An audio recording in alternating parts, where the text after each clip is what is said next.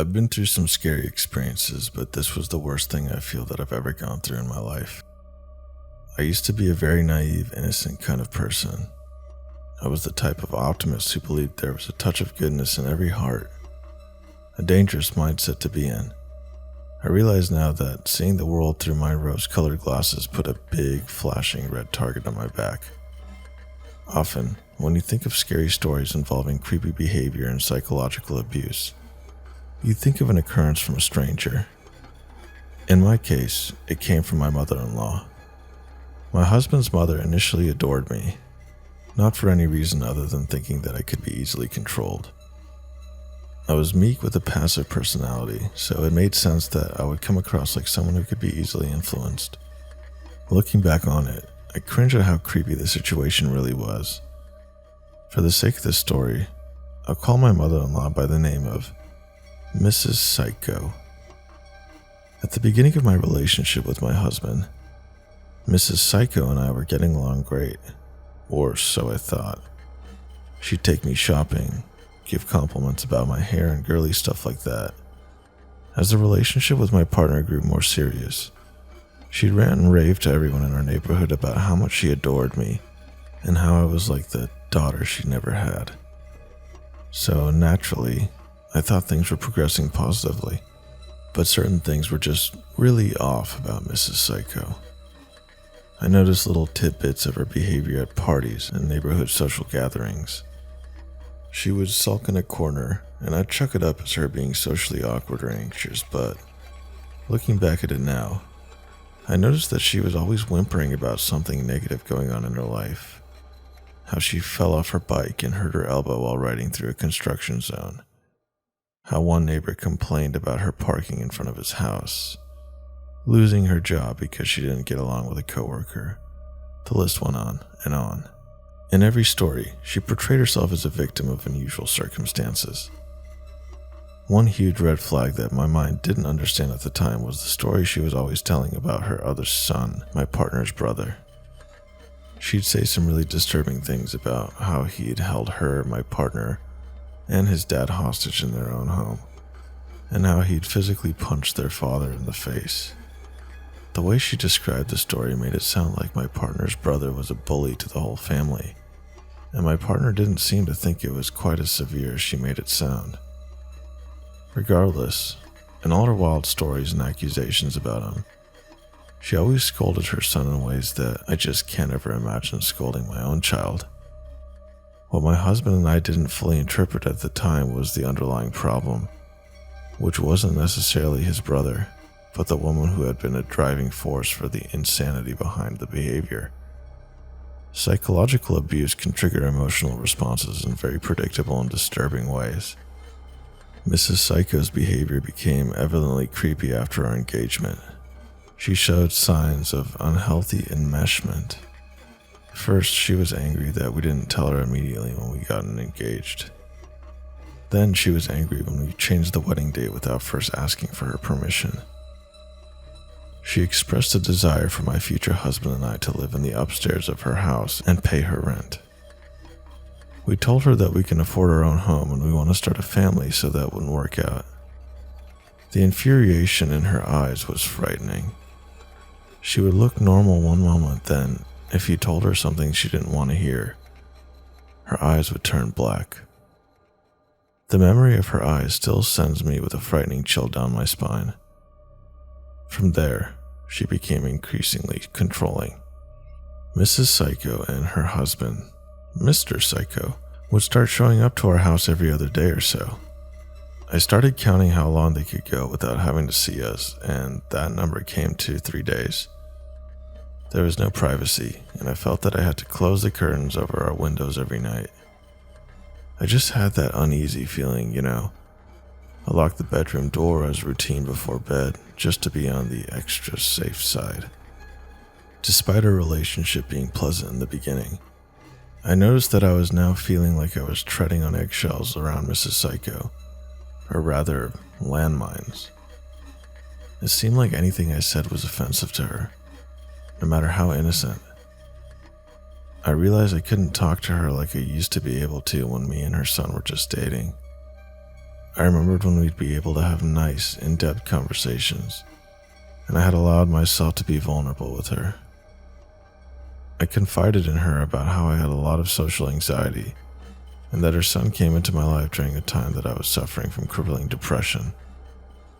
I talked about how he'd brought a ray of sunshine into my life, thinking that speaking kindly about her son would please her, but she just had this unfeeling, glazed look across her face.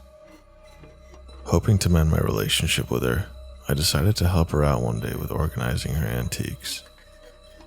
She had this hobby of going to auctions and buying and selling knickknacks, buttons, and stuff like that. She would get very proud of her collection of things that I sort of thought were junk, but to be polite, I told her I stopped eating these things, hoping to get back on her good side. There were some creepy dolls in the mix, including this horrifying looking vampire doll with piercing red eyes. She said she'd had that doll for years and used to scare sons with it when they were little kids.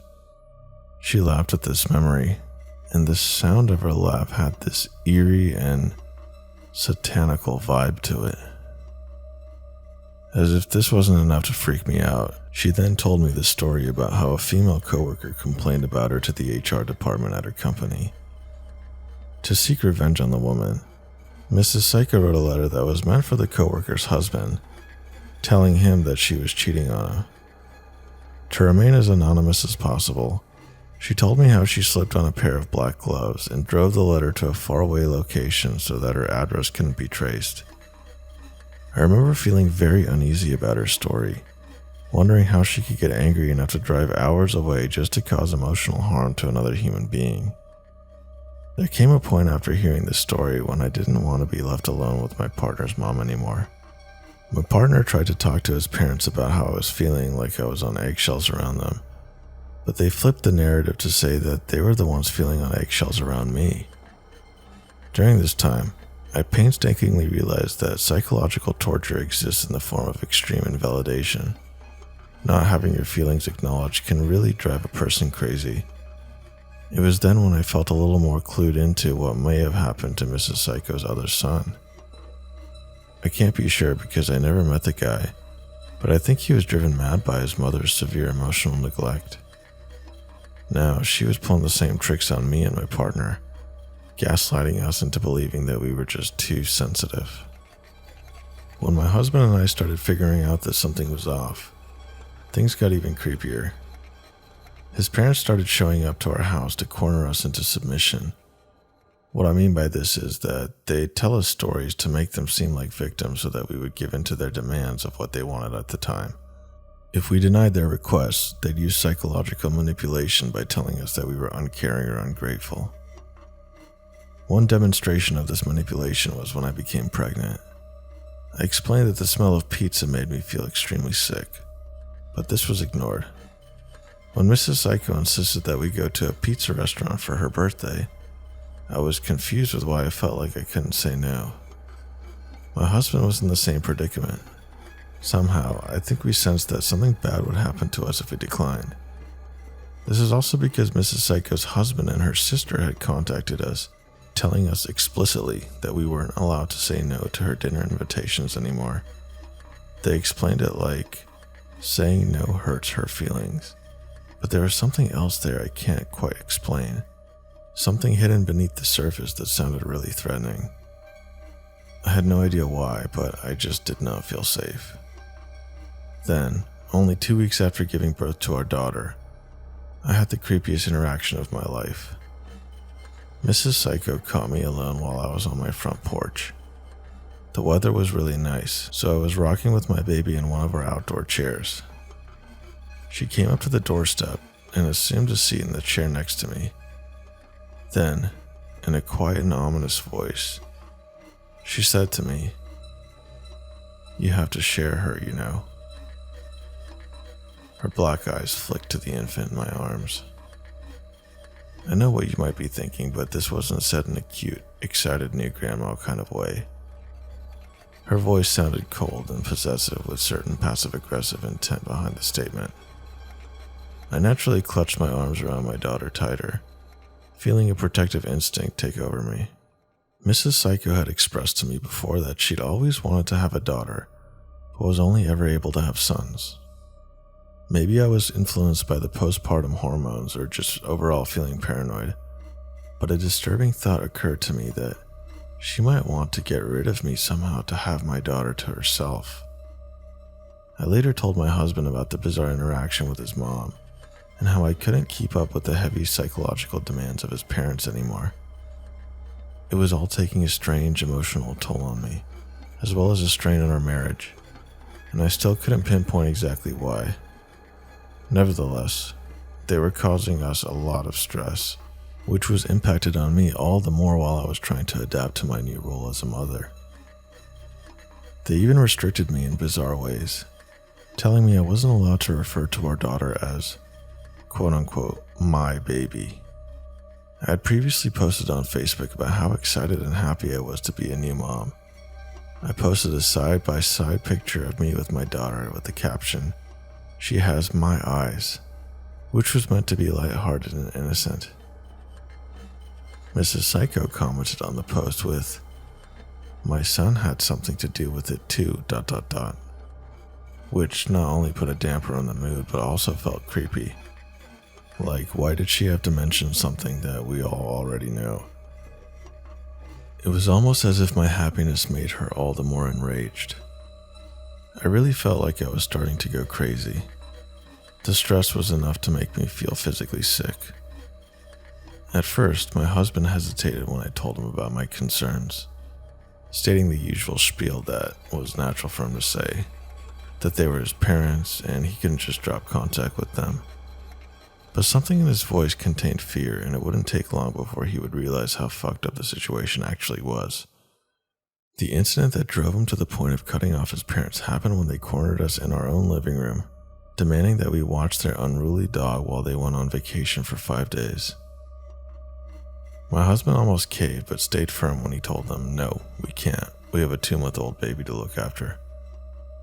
The murderous glare his mom then flashed at me was intense and enough to make me crawl out of my skin. You know that look someone gives before they are about to attack? It looked like something like that from the movies, very primal and hateful. I thought for sure that she was about to lunge at me and wring her hands around my neck, causing me death by strangulation. I was terrified. Mr. and Mrs. Psycho eventually left our house, but they were clearly angry that they weren't able to convince us to conform to their will. My husband and I had a dark, suspicious feeling that something bad was about to happen. First, we received lengthy emails from Mrs. Psycho, mostly insulting me. She said she thought I was brainwashing her son, and she went on to portray herself as a victim. She used the knowledge of my anxiety disorder to make an argument that I was mentally unstable and quote-unquote dangerous. She threatened to post about me on Facebook and make our life a living hell if we didn't apologize for deviating from what she wanted. At the same time, she told me that I was quote-unquote dead to her and listed all the mistakes I've ever made in the past as well as criticizing my faults. I'd be lying if I said this didn't sting. My husband and I needed space to recover from the emotional wounds that she had inflicted upon us. We remained silent, not wanting to engage with her any further. My husband and I were pretty scared as well as being hurt, spending most of our days cooped up in our bedroom not knowing what to expect. But we stayed strong through the process of separating from the toxic relationship. Mrs. Psycho proceeded to make good on her threat, posting about me publicly on Facebook. She said I was quote-unquote batshit crazy, but she even went to take it a step further, saying that I had quote-unquote borderline personality disorder in all capital letters. This came out of complete nowhere. She knew I had anxiety, but I'd never mentioned anything to her about being borderline, because I wasn't diagnosed with that at all. It didn't end there though.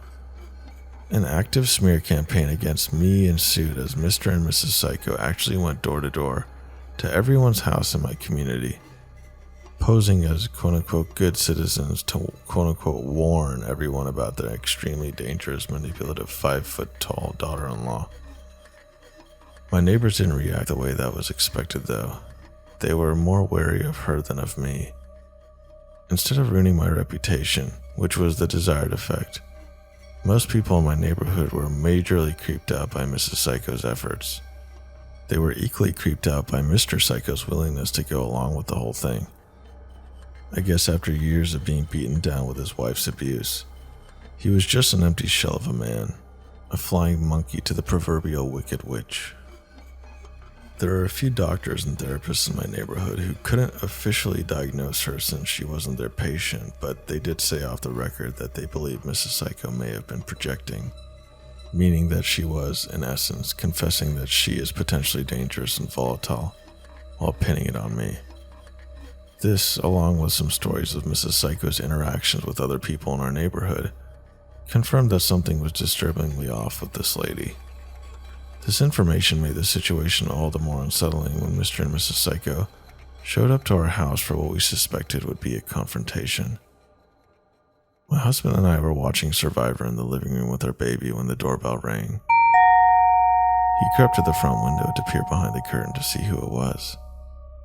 I could see the fear on his face. "It's my parents," he said, and my blood ran cold. I immediately ran with the baby upstairs, pausing only to tell him that it was his choice whether to answer the door or not since they are his parents, but that me and the baby would be hidden away. As I made my way up the stairs, my husband hovered by the front door, conflicted. He didn't know what to do. Meanwhile, I could hear jostling at the front door like his parents were trying to force their way inside our house with a spare key. I thank God to this day that we had just changed the locks a few days before so they couldn't get in. I proceeded to run upstairs and close the bedroom door behind me, locking me and the baby inside. I held my daughter close, my heart thudding wildly against my chest. When there was a knock on the bedroom door, I reacted with a jolt. It scared me shitless. My husband's voice on the other side calmed me down though. He told me he didn't answer the door. He was trembling when I unlocked the door to let him in. His face was pale. He showed me a text message from his dad saying, "Anyone home?" Followed by another text from his mother later saying, "You're a coward, hiding behind your keyboard." I don't know what would have happened if my husband had chosen to answer the door, but I shudder to think about it. My husband and I both blocked them after that. Phone numbers, social media accounts, everything. They moved away to another state, thank God. We have since been in no contact with his parents for almost 2 years now, and our daughter is growing in a loving environment, free of toxicity. Sadly, we have had to block some of my husband's other family because they kept telling us that we should talk to my in-laws, which, by the way, feels a lot like being told, "Please contact your abuser." For this reason, I sometimes feel like it would have almost been better to be physically abused than mentally abused, because then there would be some form of visible evidence of the harm that they had inflicted. In the meantime, they have so far made no attempts to contact us with an apology or anything. Instead, they once reached out to us with a nasty, quote-unquote, "have a shitty anniversary, you two are a match made in hell," which only further secured our decision to cut contact with them. I have since armed myself with knowledge so that I will be less naive about creepy behavior in the future. I have studied up on narcissism and negative psychological impact that some people can have on others through gaslighting and invalidation. I hope everyone listening out there may be aware that not all abuse is physical.